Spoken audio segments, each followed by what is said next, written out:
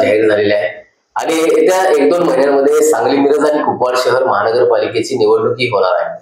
परंतु ही निवडणूक प्रक्रिया सुरू होत असताना अनेक असे काही इच्छुक उमेदवार आहेत जे नव्यानच ही निवडणूक सामोरे जात आहेत आणि आपल्याला नगरसेवक म्हणून या एखाद्या प्रभागामध्ये निवडून यायचं आहे.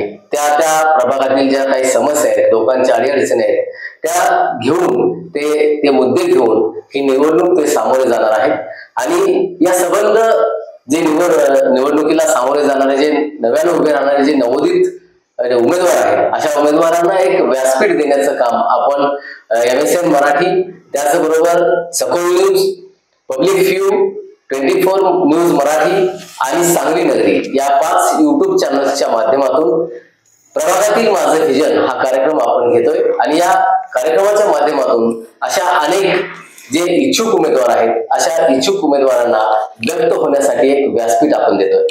आज आपल्याबरोबर आहेत जे शिवसेनेचे उपतालुका प्रमुख म्हणून काम करतायत, त्याशिवाय त्याच्याही पेक्षा चांगलं काम ते करतायत, सामाजिक काम आहे आणि धर्माचं काम ते करतायत, ते म्हणजे छत्रपती संभाजी महाराज गोरक्षक सेनेच्या माध्यमातून. अनेक गायी या कसायाकडे जात असतात, अनेक चोरट्या पद्धतीने त्या गायींची तस्करी होत असते आणि अशी होणारी तस्करी रोखण्याचं काम यांच्या गोरक्षक संघटनेच्या माध्यमातून मोठ्या प्रमाणावर होत आहे. असे उमेदवार, असा एक सामाजिक कार्यकर्ता विनायक येडके हा वॉर्ड क्रमांक 14 मधून इच्छुक आहे आणि या माध्यमातून तो या लोकांच्या समोर सध्या जातोय. अनेक नागरिकांशी, ज्येष्ठ नागरिकांशी, पदाधिकाऱ्यांशी त्याचा संवाद चांगल्या पद्धतीने आहे आणि हा विनायक येडके आज आपल्या स्टुडिओमध्ये आलेला आहे आणि आपण त्याच्याशी आज संवाद साधणार आहोत. नमस्कार. नमस्कार. जय महाराष्ट्र. कशा तऱ्हेनं या निवडणुकीला सामोरे जाणार आहात? काय प्रभाग रचना तुम्ही आता जी तुमचे स्वतःची जी आखलेली आहे ती कशा तऱ्हेनं आहे आणि इथल्या ज्या प्रभाग क्रमांक 14 मधले ज्या काही समस्या आहेत त्या समस्या काय आहेत आणि कसं या सगळ्या समस्यांना सामावून घेऊन आणि लोकांच्या बाबत लोकांचे विचार घेऊन कसं निवडणुकीला सामोरे जाणार आहे? आमचा प्रभाग क्रमांक 14 म्हणला तर सुशिक्षित लोकांचा प्रभाग आहे. इथे निवडणूक लढवायची म्हणली तर अभ्यासू आणि नागरिकांशी संवाद साधणार व्यक्तिमत्व पाहिजे. त्याच्यासाठी नागरिकांच्या कुठल्याही अडचणी असू देत, म्हणजे मूलभूत गरजा काय आहेत, आता पाणी, लाईट वगैरे ह्या सुख सुविधा आता आपल्याला सरकारच्या माध्यमातून मिळत आहे. खरं त्याच्यामध्ये सुद्धा वेगवेगळ्या पद्धतीने भ्रष्टाचार होतोय. तो भ्रष्टाचार कुठे थांबला तर नागरिकांचा पैसा जो वाईट मार्गावर जातो तो चांगल्या मार्गाला लावता येईल. काही टेंडर निघतात ते डुप्लिकेट पद्धतीनं नगरसेवक असू द्या, माजी असू द्या किंवा जे भविष्यात होणार म्हणून येतात ते सुद्धा काय काय वेळेला हे करतात, त्याच्यामध्ये पैसे खायचे वगैरे ह्या दृष्टिकोनातून, कारण आपल्याला पैसा काढायचा असतो. तर अशांना निवडून दिल्यावर परत मग नागरिकांनी ओरडू नये. कारण नागरिकांनी, मी पण एक नागरिक आहे, 18व्या वर्षापासून मला मतदानाचा अधिकार मिळाला, त्या अधिकारानुसार मी मतदान सुद्धा करतो. तर मग माझ्या ज्या गरजा आहेत, मी एक नागरिक म्हणून आता तुमच्याशी मी बोलतो, जिथं भ्रष्टाचार होतो तिथं आम्ही टॅक्स दिलेला आहे, मग आमचा पैसा वाईट मार्गाला जातोय, त्याच्यावर आळा घालणं हे नगरसेवकांचं काम आहे का नाही? ते महानगरपालिकेत होत नाही. अधिकारी काही जण असतील ते नगरसेवकांना दाबत असतील, कारण आता मी नगरसेवकांना वाईट म्हणत होतो, खरं पण आपली प्रशासनाकडे जवळजवळ 4 ते 5 वर्ष झालं महानगरपालिका.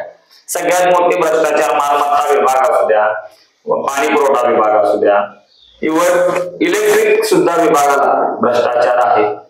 मग हे भ्रष्टाचार नगरसेवकांनीच काढले पाहिजे. त्याचबरोबर आमच्या गावाभागाला पार्किंगचा विषय, जे महानगरपालिकेने जे गाळे बांधून दिलेले आहे 2014ला म्हणा, 10ला म्हणा, त्याचं पुनर्वसन म्हणा, त्या गाळ्याचा एक नियम आहे, स्थानिक नागरिकांना ते गाळे दिले पाहिजे. ते गाळे कोणाच्या नावावर आहे, हा सुद्धा एक मोठा भ्रष्टाचार. हे भ्रष्टाचार बाहेर काढले तर आपला वॉर्ड सुधारता येईल. पहिल्यांदा मी ही कीड बाहेर काढायचा प्रयत्न करणार आहे. अशा तऱ्हेनं लोकांशी या समस्यांना घेऊन लोकांशी काही संवाद साधताय का, कशा तऱ्हेने त्यांच्या समोर जात आहे आणि आता ती तुम्ही निवडणूक लढताय तर लोकांची चाचपणी म्हणजे त्यांच्या लोकांच्या मनामध्ये नक्की काय आहे, भावना काय आहेत, आताचे जे नगरसेवक, ज्या आता माजी नगरसेवक म्हणून ज्यांनी काम केलेलं आहे त्या नगरसेवकांच्या विषयी त्यांच्या मनामध्ये काय आहे आणि तुम्ही आता नव्यानं उभारणार आहे, तुमच्यासाठी त्यांची काय भूमिका आहे? आतापर्यंत मी जे केलेलं काम आहे त्यातून जे मला वयस्कर किंवा माझे गुरुवर्य असतील, शाळेत शिकवणारे शिक्षक असतील किंवा ज्यांच्या मी मदतीला गेलोय ते मला डायरेक्ट सांगतात, नाही तुझं काम चांगलं आहे, तुझा रिपोर्ट चांगला आहे, तू उभा, आम्ही तुझ्या पाठीशी आहोत. खरं पण मतदानाच्या याने त्यांनी पाठीशी उभारतोय. कारण आता एक नवीन एक स्टेटस तयार व्हायला आले. उभा राहायचं म्हणलं 6 महिने इलेक्शन आले तोंडावर की नवीन चेहरे येतात, दादा, भैया, भाऊ, हे पोस्टर्स फ्लेक्स लावून ऍड केली जाते. त्याच्यामध्ये अट्रॅक्शन म्हणजे दिखावायची दुनिया जी म्हणतात. हॉटेल किती पण चांगला असू द्या, त्याच्या आतमध्ये गेल्यानंतर जेवणाची चव काय आहे त्याच्यावर त्या हॉटेलची वाईट करते. तसंच हे आहे. मग दिखावा बघून जर नागरिकांनी दिले तर फासणार, परत 5 वर्ष मग बोलता येणार. मग नागरिकांनी कोणाला द्यायचं निवडून आणि कोणाला नाही. आम्ही आता जवळजवळ 20 ते 22 वर्ष झालं मी त्या क्षेत्रात आहे. शिवसेनेची 2006 साली मी शाखा काढली.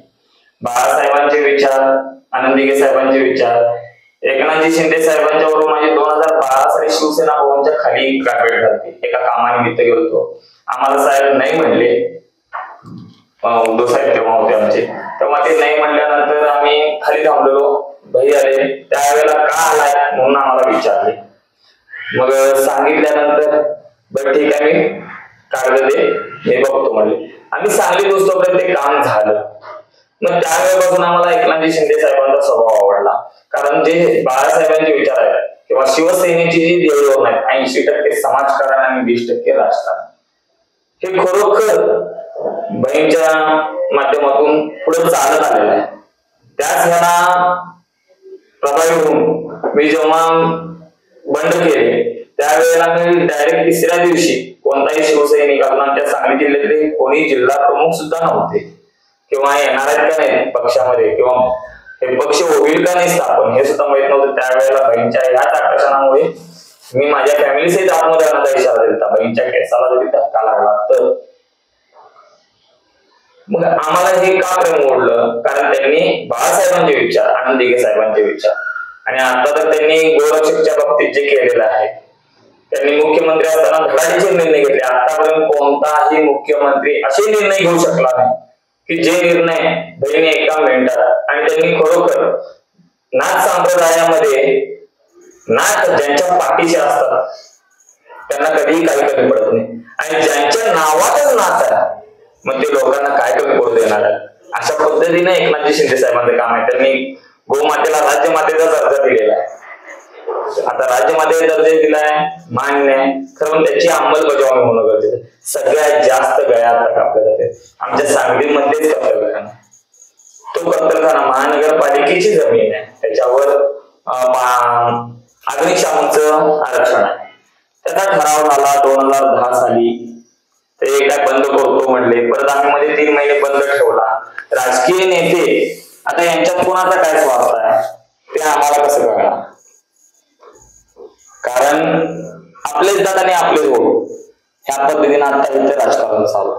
आता ही निवडणूक सामोरी जात आहे व प्रभाग क्रमांक 14 जो आहे तो खरं तर गाव भाग असेल, सिद्धार्थपुरी एकीकडे गाव भाग म्हणजे एकीकडे सवर्णीय जे आपण बघायला गेलं ब्राह्मण समाज खूप मोठ्या प्रमाणामध्ये गाव भागामध्ये आहे आणि त्यालाच लागून इकडं सिद्धार्थनगर आहे, तो विभाग प्रभाग 14 मध्ये येतोय. तर दोन्ही विचारसरणीच्या लोकांशी संवाद साधताना कुठल्या गोष्टीला सामोरं जावं लागतंय तुम्हाला, कशी हे करावं लागतं? कसं आहे, आता आम्ही लहानपणापासून इकडे गाव भागात मी राहतो. इकडे आमच्या इकडे ब्राह्मण समाज, जैन समाज जास्त आहे, तिथे राहतो. सिद्धार्थ परिसर मध्ये आमच्या सिटी स्कूल मध्ये सुद्धा तिथं आमचे बॅचमेटचे होते. आता तो आधी सारखा परिसर राहिलेला नाही, म्हणजे जे आपण अशिक्षित म्हणू तसं काहीच राहिलेलं नाही. तो सुद्धा गाव भागामध्ये समाविष्ट झाल्यागतच आहे. कोणी आता अशिक्षित नाही किंवा कोणी असं बाजूला पडले असं म्हणायचं कारण नाही. कारण ते सुद्धा व्यवस्थित त्यांनी आपल्याला डेव्हलपमेंट करून घेतलेलं आहे. तुम्ही त्यांच्याशी बोलताना आम्हाला काही असा त्रास होत नाही किंवा त्यांच्या काय ज्या अडचणी आहे. आता तिकडचा भाग तो पूरपट्ट्यामध्ये येतो, त्यामुळे तिकडे डेव्हलपमेंट झालेली ती सुद्धा डेव्हलपमेंट आम्ही हळूहळू करू. कारण तुम्ही साथ दिला हाकेला आम्ही 100%. तुम्ही जर म्हणलात आमच्याच दारात आणि करा तर असं थोडी प्रत्येकाच्या दारात जाऊन होत. नागरिकांच्या अडचणी एखाद्या प्रमुखासमोर गेल्याशिवाय प्रमुखाला सुद्धा कळत नसतं. आणि मी आजपर्यंत जे काम केलेलं आहे, कोणाचीही अडचणी होते, जोपर्यंत ते काम पूर्ण होत नाही तोपर्यंत मी लक्ष काढत नाही. त्याचा पाठपुरावा पूर्ण करून ते काम मी करून देतो. आणि असं जे नागरिकांना आता सुद्धा मी वचन देतो की भविष्यात जे काय येईल, तुमच्या कधीही अडचणी असू दे, तुम्ही आठवड्यातून एकदा प्रत्येक भागाच्या म्हणजे 2-2 गल्ल्या करून त्याचे एक जनसंवाद म्हणून मी हॉल वगैरे करून एखादा रविवार ठरवून आठवड्यातून 1-2 असे आम्ही जनसंवाद सुद्धा ठेवू. शिवसेना आली तुमच्या दारात. आता बघायला गेलं तर खरं तर निवडणूक आता आलेलीच आहे. वातावरण निर्मिती चालू आहे. प्रत्येक पक्ष संघटना असतील, सामाजिक संघटना असतील, आपापल्या मोर्चे बांधणीला सुरुवात झालेली आहे. प्रत्येक प्रभागामध्ये, प्रत्येक वॉर्डामध्ये कार्यकर्त्यांना एकत्र करण्याचं काम चालू आहे. तर असं संबंध हे वातावरण पाहता प्रभाग क्रमांक 14 जर पाहिला तर याच्या आधीचे जे नगरसेवक होते ते प्रस्थापित नगरसेवक असेच आहेत. म्हणजे 2-2, 3-3 वेळा निवडून आलेले प्रस्थापित नगरसेवक आहेत. पण असं असताना तुम्ही आता नव्यानं पुन्हा उभारताय, या प्रस्थापित नगरसेवकांना टक्कर कशी देणार?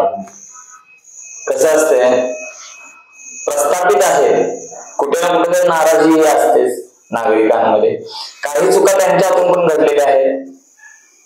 मग त्याचं कसं असतं, नागरिकांच्या मुखातून एकाच्या मुखातून एक शब्द गेला तोच तिसऱ्याला जाईल असं नसतं. मग त्याला मसाला वगैरे लागलेलाच असतो. मग त्यातून त्यांचा बॅग फूट तयार होतो. कारण आतापर्यंत जे गावभागामध्ये घडलेलं आहे, नगरसेवक ते सर्व चांगले भेटले खरं, पण जेव्हा प्रशासकाच्या हातात गेलं तेव्हा नगरसेवक आमच्याकडे कुठे काय, आम्ही काय तुमचं हे करू का, हे असं कुठं ना कुठं बोललेले आहे. काही वेळेला पुराच्या टायमाला 2 दुजेपणा केलेला आहे. काही गल्ल्यांमध्ये दिलेला आहे, काही गल्ल्यांमध्ये नाही दिलेला आहे. काही वादावाद असतात मंडळात, त्याच्या ह्याच्यातून मतभेद झालेले आहेत. हे सुद्धा कुठेतरी जमात धरले पाहिजे. आणि असं म्हणत नाही की आता यांनी वातावरण निर्मिती म्हणजे काय, तुम्ही पैशाचा खेळ करताय, मंडळाला पैसे देताय, कुठल्या माता भगिनींना किंवा कुणाच्या घरात जाऊन कुठल्या विद्यार्थ्याला मदत करत नाहीये. तुम्ही एक मंडळाला पैसे देताय, तेवढे 6 महिने इलेक्शन आले, त्या वर्षीचा सण किंवा त्या वर्षी जयंती होणार त्या 6 महिन्याची, मग त्याच्या पुढचे 4 वर्ष का मंडळांच्याकडे बघत नाही. मग अशांना निवडून दिलं तर तरुण पिढीला पण वाटतं का? मंडळाचे फ्लेक्स लावणे, वाढदिवसाचे आता पोस्टर बघितला तर सगळीकडे तुम्हाला वाढदिवस दिसतील. मग इतके वर्ष वाढदिवस का केले नाही? तेव्हा का नागरिकांना तुम्ही लक्षात घेतला? तेव्हा का तुमचे मित्र परिवार तुम्हाला दिसले नाही? मी आंदोलन करतो त्यावेळेला सुद्धा आम्ही या म्हणलं तर नागरिक येत नाहीत. आता युवा क्रांती मंडळाच्या जो ट्रान्सफॉर्मरला चिपकून एक्सपायर झाली मेळगुले काका, त्यावेळेला तिथल्या नागरिकांनी पाठिंबा देतो म्हणले, सह्या दिली, आंदोलनाच्या टायमाला नाही आले. मग त्यावेळेला सुद्धा इलेक्शन झाले, मग तेव्हा द्यायचं त्यांनी मतदान केलं. कारण मी उभा राहून होतो ते गोष्टी वेगळे, कारण तुम्ही कुणाला देता मतदान, त्याचा पुढे 5 वर्षात तुम्हाला काय एफेक्ट मिळणार, बेनिफिट काय मिळणार, याचा तुम्ही विचार करताय. मग आताचे नगरसेवक जे आहेत त्यांच्याकडून असं नागरिकांना बेनिफिट मिळाला नाही असं वाटतंय? मग नगरसेवकांना फुल्ल बेनिफिट भेटला याच्या आधी. कारण आता या 5 वर्षात प्रशासक होते ना, आणि ह्या 4 वर्षात कोण नगरसेवक फिरलेले नाहीये. हा स्टंट करायसाठी आहे, कार्यक्रम वगैरे चालू आहे, आम्ही कुठे नाही म्हणतो. मागचे नगरसेवक आता प्रशासकाच्या काळामध्ये लोकांशी त्यांनी संवाद साधायला काय संवाद साधलेला नाही, त्यांच्यापर्यंत जाऊन पोहोचलेले नाही, त्यांच्या अडचणी त्यांनी जाणून घेतले नाही. आता प्रशासकाच्या ताब्यात असणे म्हणजे काय, त्याच्यावर एखादी कमिटी बसलेली असते, ती शासनाच्या थ्रू असते. नगरसेवक हे जेव्हा लोकप्रतिनिधी म्हणून महानगरपालिकेत जातात, नगरसेवकाचं काम काय, आपण सेवक आहोत नागरिक. इव्हन हे आता जे प्रशासक आहेत ते सुद्धा नागरिकांचे नोकरच आहेत. कारण त्यांच्या जे पैसे मिळतात किंवा नगरसेवकाला जे मानधन मिळतं ते नागरिकांच्या टॅक्स मधून मिळतं. मग कोणी असू दे, तो प्रतिनिधी म्हणून गेला तरी सुद्धा त्यांनी जात धर्म हे सगळं बाहेर सोडून नागरिकांची समभावनेने वावरलं पाहिजे. कारण संविधान पण तेच शिकवतात आणि आपले वेदशास्त्र पण तेच शिकवतात. एखाद्या गादीवर जेव्हा बसतो आपण, आता गादी का म्हणतोय, कारण ते मानस्थान असतं. न्यायाधीश म्हणा, मुख्यमंत्री, नगरसेवक ही मानाची स्थान आहे. मग त्या माणसाला सल्यूट नसतो, त्या गादीला नमस्कार करतात. कारण नगरसेवक झाल्यानंतर माणूस त्या गादीपेक्षाही स्वतःला मोठं समजतो आणि नागरिकांना तुच्छ करतो. मग अशांना तुम्ही निवडून देऊन काय करणार आहे? मग आताचे जे नगरसेवक आहे प्रभाग क्रमांक 14 मधले ते असे जाईल असं वाटतंय का तुम्हाला? काय आरोप करताय त्याच्यावर? आरोप म्हणजे आता दुर्विजयपणा यांनी केलेला आहे. मी उघड बोलायला नाही कोणाच्याही भीत नाही, कारण सत्य आहे ते सत्य आहे. आम्ही काम करत होतो त्यावेळेला सुद्धा. आता मी 22 ते 23 वर्ष झालं राजनकोट चौकामध्ये एकही वर्ष खंड पडू दिलेलं नाही, कोणाकडे वर्गणी मागायला जात नाही. शिवजयंतीला बाकीच्या सगळ्या मंडळांना, माझ्या आजूबाजूच्या मंडळांना हे नगरसेवक भेट देतात. मेन रोडला माझं मंडळ आहे, कधी येऊन तिथं बघायची काही हिंमत झाली नाही हो, का भेट द्यायची हिंमत झाली नाही. किंवा तिथे एखादा सांस्कृतिक कार्यक्रम या नाही आपण एक तुम्ही सांस्कृतिक करताय ना, संस्कृती करताय, मग एकाला एक आणि एकाला एक का? ह्याच्यात पक्षाची काय संबंध नाहीये. मंडळ आहे ते, मंडळावर पक्षाचा बोर्ड नसतो. मग येणाऱ्या जाणाऱ्या नगरसेवकांनी किंवा आमदार खासदार असतील त्या बाबतीत आम्ही संभाजी पवार हे जे आमचे आमदार होते, बरोबर, मी त्यांना गुरु पण मानतो, कारण त्यांच्याकडून शिकलो. गोरगरिबांच्यासाठी जे लढायचं आहे त्यांनी मला शिकवलं. कारण एकमेव आमदार मी असे बघितले की ते आत बसायचे आणि आमदार बाहेर बसायचे. ती एक संकल्पना मला त्यांनी छानच्या पद्धतीनं घडवायचं असतं. आम्हाला नाथ संप्रदायामध्ये गुरुवारी सांगतात किंवा वेदशास्त्र पण सांगतात, 2 प्रकारचे शिष्य असतात. एक मातीचा सारखा असतो आणि एक दगडासारखा. मातीसारखा असतो त्याला आकार देणं सोपं असतं, कारण तो समर्पित झालेला असतो, भगवंताला समर्पित झालेला असतो, त्याला कसा पण आकार द्यावा. खरं तो दगडासारखा असतो, त्याला ठोकावा लागतो, त्याला घडवावं लागतो. ते पण आत गेल्यानंतर कुठे जर मनातच क्रॅक असला तर तो फेकूनच द्यावा लागतो. ती शिळा काही उपयोगाची नसते, तर थोटांड आहे, म्हणजे डुप्लिकेट आहे म्हणून स्क्रॅप मटेरियल. ज्याची मूर्ती बनणार त्याला तपश्चर्या, ते ठोकणे म्हणजे तपश्चर्या. मग तशी आमची एक काहीतरी तपश्चर्या पण झाल्या असं वाटतं. आम्ही 20 वर्ष झालं समाजात मध्ये कामच करतो, कोणी येऊ दे आम्ही नाही म्हणलेलं नाही. सांगली मिरज कुपवाड शहर महानगरपालिका सध्या म्हणजे क्षेत्र वाढतंय, अनेक भाग वाढत आहेत, विस्तारित क्षेत्र वाढत आहे. या सगळ्या विस्तारित क्षेत्रांबाबत पाहायला गेलं तर कोणत्या कोणत्या अशा समस्या आहेत ज्या समस्या आता अजून पूर्ण झालेल्या नाहीत, किंवा सांगली मिरज कुपवाड शहर महानगरपालिका क्षेत्रामधले असे काही मुद्दे आहेत जे खूप आजपर्यंत गाजलेले आहेत, नुसते गाजलेलेच आहेत परंतु ते पूर्ण झालेले नाहीत. अशा मुद्द्यांबाबत आवाज उठवणार आहे आणि ते कुठले मुद्दे आहेत? आता तुम्ही आतापर्यंत मला प्रभाग 14 विचारलं होतं, कारण प्रभाग 14 हा पूर्ण डेव्हलप झालेला आहे, कारण जुनी सांगली आहे, त्याच्यावर सगळ्यांचं लक्ष असतं आणि तिथं बऱ्यापैकी आमदारांचे तिथे ऑफिसेस झाले, सगळ्यांचं लक्ष असतं. त्यामुळे तो सुशिक्षित एरिया आहे आणि तिथं काय झालं तर लगेच जातात लोक आणि तक्रार दिल्यामुळे शासकीय लोक सुद्धा मदत करतात. आता डेव्हलप झालेला एरिया म्हणतात हे रामनगर वगैरे, तिथं पाण्याची घाण बऱ्याच ठिकाणी. आता बाजारपेठ, आमच्या बाजारपेठेचा सगळ्यात मोठा प्रश्न आहे. बाजारपेठ आहे तर तिथं बाथरूमची वगैरे महिलांची सोय नाहीये, मंदिरांची पण दुरावस्था आहे. जिथं डेव्हलपमेंट आता चालू आहे, तुमच्या अपार्टमेंट्स वगैरे वाढले, त्या अपार्टमेंट्सला काही पार्किंग नाही, बेकायदेशीररित्या नाल्यावर बांधलेले आहेत. नाला तटला की परत पूर येतो, पुरामुळे आजूबाजूचं नुकसान होतं. गोरगरिबांची घरं असतात, काही जण पैसे वाचवून प्लॉट घेतलेले असतात. आता काही जणांच्या पोलीस खात्यातले काही जण आहेत, वारणारी साईड वाढलेली आहे, तिकडे त्यांनी घर बांधलेले आहेत, तर त्यांच्या साईडचा प्लॉट कोणाचा तरी आहे, नाव माहित नाही काय, त्यांच्यामध्ये पाणी साठून तिथं रोगराई वाढले. त्याच्याकडे पण लक्ष दिलं पाहिजे. पाणी साठतंय, तुम्ही स्वच्छता ठेवा म्हणतात, मग दुसऱ्याच्या ह्याच्यात जाऊन ते स्वच्छ करताना परत आणि काहीतरी आलं तर रांगरटी, म्हणून लोक त्याला पण देतात. मग हे काम महानगरपालिकेने केलं पाहिजे किंवा तिथल्या प्रभागातल्या नगरसेवकांनी केलं पाहिजे, स्वतः लक्ष देऊन. ते होत नाहीये. आता ज्या गटरी बांधलेल्या आहेत त्याच्यामध्ये सुद्धा पाईप मध्ये सुद्धा घोटाळे आहेत. काही पाईपा कमी इंचाच्या घातलेल्या आहेत, काही ठिकाणी निम्म्यातनं रोड मधला उकरलेलंच नाही, ती मधली पाईप बदललेली नाही, मग दोन्हीकडे पाणी तुंबलेलं आहे. मग ह्या अवस्थेला कुठंतरी त्या काळातले नगरसेवक जबाबदार आहेत. म्हणून तर म्हणलं ना, प्रत्येक दोष काय असं देता येत नाही. नागरिक पण त्याच्यामध्ये सामील आहे. मी नागरिकांना पण दोषी म्हणणार, कारण जेव्हा इलेक्शन येतं त्यावेळेला तुम्हाला फ्लेक्स दिसतात, त्या फ्लेक्सवरचा माणूस दिसतो, त्याच्यात छानसा फोटो दिसतो, त्याच्यावर प्रभावित होऊन मतदान करतात. किंवा कोणतरी येऊन सांगतं बाबा मी आहे तुमचं करून देतो, मग ते 4 वर्ष काय येत नाहीत, 5 वर्ष काय येत नाहीत. याचा तुम्ही कधी जाब विचारला? तसं आमच्याकडून लिहून घ्या वाटल्यास. आम्ही जे दिघे साहेबांचे स्वप्न होतं तेच आम्ही स्वप्न करू. मी 14 नंबर प्रभाग तुम्हाला सोन्यासारखा बनवून दाखवेन. त्यानंतर आम्हाला शिवसेनेला परत पुढच्या वेळेला सत्ता द्या, ताकद द्या, वनात आम्ही ताक करून दाखवू. कारण आम्हाला एकदा जरी संधी दिला तर आम्ही काय तर करून दाखवणार आहे ना.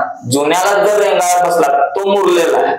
कुठे डबरे पाडायचे आणि कुठे मुजवायचे हे मुरलेल्याला जास्त कळतं.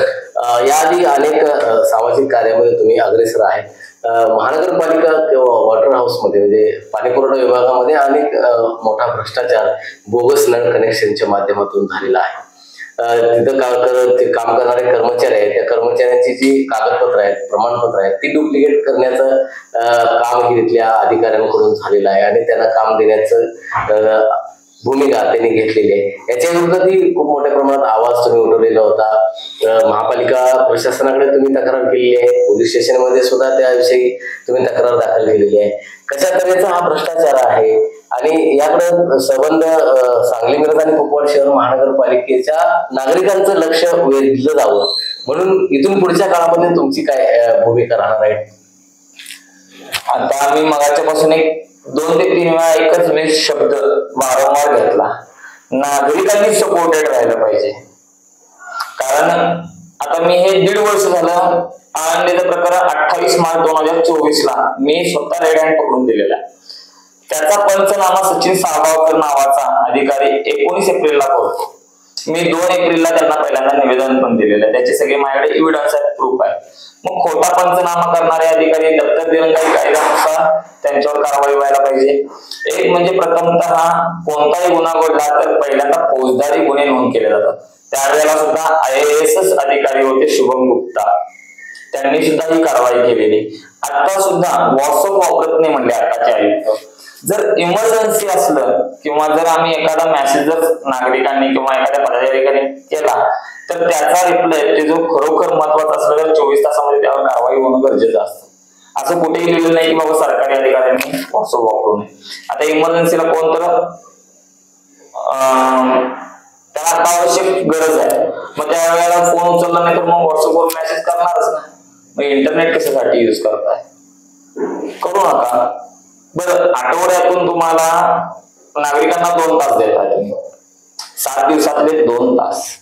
मग 2 तासांमध्ये 400 नागरिक आलेले असतात, त्यांना उडवाउडवी देतात आणि त्यांचा जनता दरबार म्हणजे काय झाला आता आयुक्तांचा. तिथे 5-7 अधिकारी बसतात ज्या त्या विषयाचे. आता माझा वॉटरचा विषय होता तर अभियंता, त्यांचे सहकारी असे 10 जणांची टीम असायची. तिथे गेल्यानंतर त्यांनी 1 नाही 2 नाही, साहेब निवेदन बघा. साहेबांनी निवेदनाला हात लावला नाही. खंत वाटते, तुम्ही लहान वयात IAS झालात, आम्ही अनुभवाने मोठे झालो. IAS जरी असला तर संविधान तुम्हाला पण तेच आहे, आम्हाला पण तेच आहे. तुम्ही पण नागरिकांची सेवा करता, आम्ही पण नागरिकांची सेवा करतोय, फक्त आम्हाला पगार नाहीये. तुम्ही एक चांगला पगार घेताय आणि तुमचे अधिकारी पण चांगला पगार घेतात, मग त्यांना हा भ्रष्टाचार करायची काय गरज आहे? अय्यर नायकोडी नावाचा जो व्यक्ती आहे त्याच्याकडे कोणतंही प्रमाणपत्र नाही आहे ITI झालेल्याचं वगैरे. तो ड्रेनेज विभागाला काम करतो, त्याची डायरेक्ट नेमणूक वॉटर्स मध्ये प्लंबर म्हणून केले जाते. तिथं न थांबता त्याला बेकायदेशीररित्या 125 कामं दिली जातात. मिनिमम 470 काम मंजूर झाले, 14 प्लंबर आहे. मग बाकी 13 प्लंबरनी काय केलंय? तिथे एका विशिष्टच कॅटेगरीच्याच माणसाला का दिली गेली कामं याचा विचार केला पाहिजे. त्याच्याबरोबर ज्यांनी कामं दिला फिरजादे, त्याची सुद्धा नेमणूक दुसरी आहे. महानगरपालिकेत सगळ्यात मोठा भ्रष्टाचार वॉटर असू दे किंवा महानगरपालिका, चपरासी जर असला तर त्याला क्लास 2च्या अधिकाऱ्याच्या खुर्चीवर घेऊन बसवलेला आहे. का? आमच्याकडे कामगार नाहीत आणि शिकलेली मुलं आहेत ना रिकामी, कारणा भरती. मग आता हा जो भ्रष्टाचार आहे तुम्ही सांगताय, तो भ्रष्टाचार कमी करण्यासाठीच ही निवडणूक तुमच्यासाठी महत्वाची ठरणार आहे का? नगरसेवक झाल्यानंतर या संदर्भात पहिला यांची कंबरडी मोडणार, कारण हा भ्रष्टाचार हे अधिकारी करतात हे आता कळून चुकले. आता केस करा म्हणून आम्ही प्रूफ देतो, आयुक्त म्हणले तुम्ही प्रूफ करा. समोरची विरोधी पार्टी आल्याशिवाय आम्ही काय प्रूफ करणार? अय्यर नाईकवाडीला पहिल्यांदा अटक केली पाहिजे, कुर्णेंनी डुप्लिकेट कागदपत्रांवर सह्या केल्या त्यांना अटक झाली पाहिजे. मग तुम्हाला काय असेल ते प्रूफ होणार ना. का नुसतं प्रूफ करा बोलण्याने कुठली गोष्ट प्रूफ होत नाही. तुम्ही अर्ज बघायला तयार नाही, मग काय प्रूफ करणार? तुम्ही एक IAS म्हणून आलेला आहात तिथं, तर तुम्हाला एवढं समजत नसलं पहिली स्टेप काय आहे. बोगस निघलंय म्हटल्यावर तुम्ही पहिल्यांदा पोलीस स्टेशनला बोलवून घेऊन FIR नोंद करायला पाहिजे, त्यांची चौकशी लावा. पोलिसांनी पण अजून हालचाल केलेली नाहीये. दीपावली सण असल्यामुळे आम्ही शांत बसलेलो आहोत. हे 2-3 दिवस दीपावलीचे संपले की आम्ही या बाबतीत SP-ना पण विचारू, स्थानिक आमदारांना पण सांगू, याच्याकडे नागरिकांनी पण लक्ष द्यावं अशी माझी कळकळीची विनंती आहे. कारण हे तुमचे पैसे आहेत, त्यांनी लाखो रुपयाची प्रॉपर्टी यांची खातेन्याय चौकशी करणं गरजेचं आहे. सांगलीमध्ये आता मोठमोठे घोटाळे घडलेत, आता लँडचा सुद्धा घोटाळा चालला.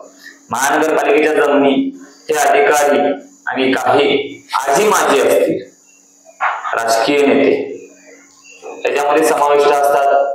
त्यांनी कमी पैशामध्ये त्या जमिनी घेऊन लोकांच्याच ह्याच्यासाठी ठेवलेल्या जमिनी त्या कॉम्प्लेक्स वगैरे उभा करतात. त्याची नंतर आपल्यालाच त्रास होणार आहे हे आता जनतेला कळलं पाहिजे. आता मंदिरं काय काय हटवायचं चालू आहे.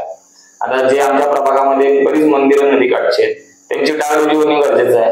आपण जय भवानी जय शिवाजी जेवढ्या अस्मितेने बोलतो तेवढ्या अस्मितेने त्या मंदिरांची पूजा किंवा देखभाल करतो का? छत्रपती शिवाजी महाराजांच्या समोर जे पार्किंग होतं 8 महिने आम्ही थांबवून बंद केलं. आता सुद्धा काही जणांच्यामुळे तिथे फुलं विकायला, तर ती फुलं विकायची जागा आहे का? मग छत्रपतींचं दर्शन घ्यायला कसं राहणार?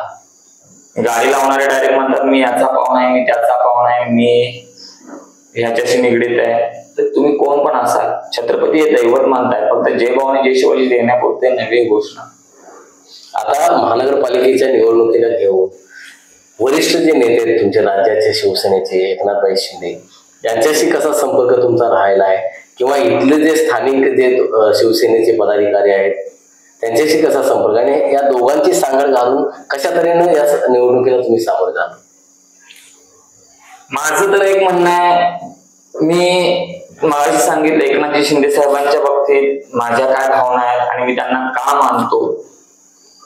तसंच हिंदू बघायचं म्हटलं तर माझ्या नंतर आलेले आमचे मोठ्या वरिष्ठ पदावर बसलेले आहेत.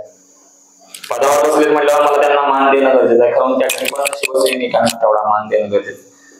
मला माफ करा, कधी आपल्याच घरातलं फोडायचं नसतं, कारण काय काय गोष्टी असतात त्या सांगितल्याशिवाय त्याला आवाज सुद्धा बसत नसतो. आम्हाला विश्वासात घेऊन कोणता तरी एखादा कार्यक्रम करावा, आम्हाला निरोपच नाही आले म्हणून आम्ही बहिणींना भेटून विचारणार आहे, साहेबांना सांगणार आहे, साहेब आमची ही शिवसैनिकांची कळकळ बघणार आहे का नाही. नाहीतर मग पक्षाने डावललं तर आता काय राजकारणामध्ये आम्हाला काय कोणता अजेंडा घेऊ वाटेमध्ये घालणार, त्या पद्धतीनेच आमची परिस्थिती होणार आहे. मग अपक्ष राहून आम्ही आमचा अजेंडा काय असेल ते आम्ही चालू, मग तेव्हा कोणत्या पक्षाची आम्ही जाय नाही का म्हणून. कारण बाकीच्या पक्षांच्याकडे आम्हाला जायची इच्छा नाही, आम्हाला पूर्ण भगवं हिंदुत्व पाहिजे आणि त्या ह्याने आम्ही लढणार आहोत. धर्म, देव, देश आणि जो समाजामध्ये विघ्न निर्माण करणार असेल त्याच्यावर अंकुश बसवण्यासाठी आम्ही सदैव प्रयत्न करतो, मग तो कोणत्याही जाती धर्माचा असो. नक्कीच या निमित्तानं विनायक येडके यांच्याशी आपण संवाद साधलाय. देव, देश आणि धर्मासाठी इथून पुढचं राजकारण आम्ही हातात घेणार आहोत आणि शिवसेनेच्या वरिष्ठ नेत्यांनीही खालच्या पातळीवर जो काम करणारा, गावगाड्यामध्ये काम करणारा असेल किंवा शहरांमध्ये काम करणारा जो कार्यकर्ता आहे, सर्वसामान्य कार्यकर्ता आहे, त्या कार्यकर्त्यांच्या व्यथाही त्यांनी जाणून घेतल्या पाहिजे. जे जिल्ह्यावर काम करणारे जे पदाधिकारी आहेत त्यांच्या मार्फत त्यांची चौकशी झाली पाहिजे, त्यांना मान सन्मान दिला गेला पाहिजे सर्वसामान्य शिवसेनेच्या पदाधिकाऱ्यांना आणि कार्यकर्त्यांनाही. अशा तऱ्हेची एक व्यथाही त्यांनी या निमित्तानं मांडलेली आहे. आणि इथून पुढच्या काळामध्ये सांगली मिरज आणि कुपवाड शहर महानगरपालिकेची जी निवडणूक आहे ती निवडणूक या प्रभाग क्रमांक 14 मधील ज्या ज्या समस्या आहेत त्या समस्यांना घेऊन महानगरपालिकेचा जो भ्रष्टाचार असेल, मग तो अनेक पातळ्यावरचा आहे, वॉटर हाऊस मधला असेल, शिवाय वेगवेगळ्या ज्या जमिनी आहेत महानगरपालिकेच्या, त्या जमिनींचं जे भ्रष्टाचार जमिनींच्या माध्यमातून केला जातोय, अशा तऱ्हेचे अनेक भ्रष्टाचार बाहेर काढण्याची भूमिका या निमित्तानं विनायक हेडके यांनी मांडलेली आहे. आणि पुढच्या काळामध्ये सर्वसामान्य माणसं असतील, ज्येष्ठ नागरिक असतील, त्या त्या प्रभागामधील डॉक्टर्स असतील, इंजिनियर्स असतील, निवृत्त कर्मचारी असतील, या सर्वांशी संपर्क साधून, या सर्वांशी संवाद साधून येणारी महानगरपालिका निवडणूक लढवणार असल्याचा विश्वास विनायक हेडके यांनी व्यक्त केला. इथून पुढच्या काळामध्ये जे वातावरण आहे किंवा जी निवडणूक आहे त्यांच्यासाठी त्यांना आमच्या सर्व टीमच्या कडून तुम्हाला हार्दिक शुभेच्छा. धन्यवाद.